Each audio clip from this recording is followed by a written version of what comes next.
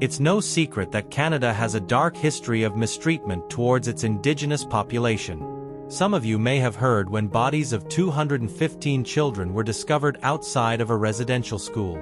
However, the rabbit hole of atrocities goes much deeper, including things like murder, assault, and forced sterilization. In this video, I'll attempt to shed light on Canada's unspoken attempt to ethnic cleanse its Indigenous population.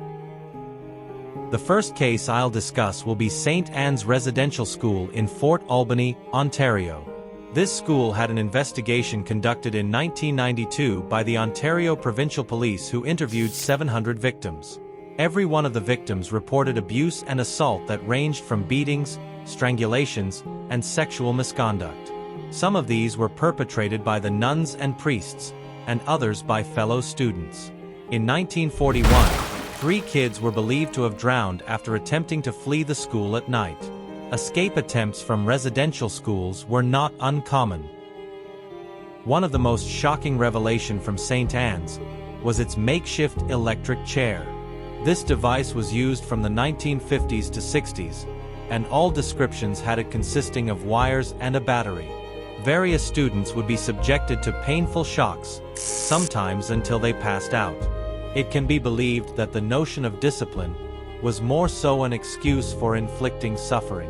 There was no reason for a contraction like the chair to be in school, and according to the reports, the inflictors gained some amusement in using it. The abuse at residential schools often remain with the victims, and passed down generations. This next case is the Muscowequan School in Saskatchewan, which ran from 1889 to 1997. This school, like most others, also had its infliction of punishment onto students who broke the rules or spoke their own language. The regulated destruction of a language is clearly an implication of ethnic cleansing. Several reports consist of victims who discuss the impact the school had later in life. This includes a distrust in authority which is in no way unexpected. It was often the authority figures conducting the abuse, and the government which organized the school's abduction of children. A lack of regulation may lead to anomic depression. The Indigenous rate of suicide is higher than any other group in Canada or the US. One incident from this school comes from an interview done by the CBC in 2008 with a survivor named Irene Favel. I'm Irene Favel, I'm 75. I went to a residential school in Muscowequan 1941 to 1949. And I had a very, very rough life. I was mistreated in every way. As a young girl, she was 7-year-old. She was pregnant. And what they did, she had her baby. They took the baby, wrapped it up in a nice pink outfit, took it downstairs. I was in the kitchen with the nun who were cooking supper. They took the baby into the where they make a fire and all that to heat up the school furnace room. They threw that little baby in there and burnt it alive. All you could hear was, ah! That was it. And you could smell the flesh cooking. It's a big mistake when people say we were treated good. No way. There's a lot of things that happen in those boarding. The description of the murder appears like a horror nearly unbelievable. However, forced abortions and infanticide across residential schools were a slightly more unspoken reality. This instance highlights the importance of remembering the extent of the horror in hopes it is never repeated or permitted. Victims in this school, and many others, were called by a number assigned to them rather than their name.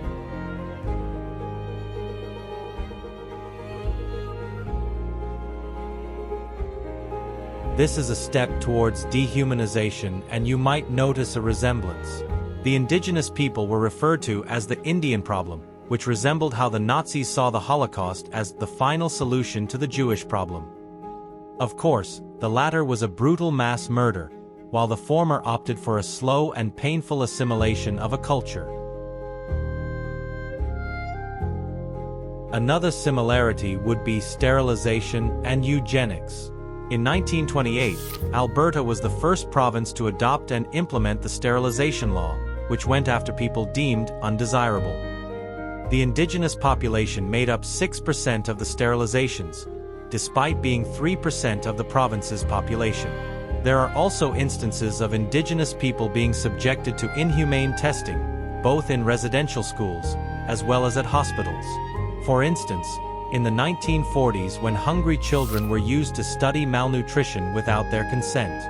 The residential school system has proved unquestionably traumatic to generations of indigenous people.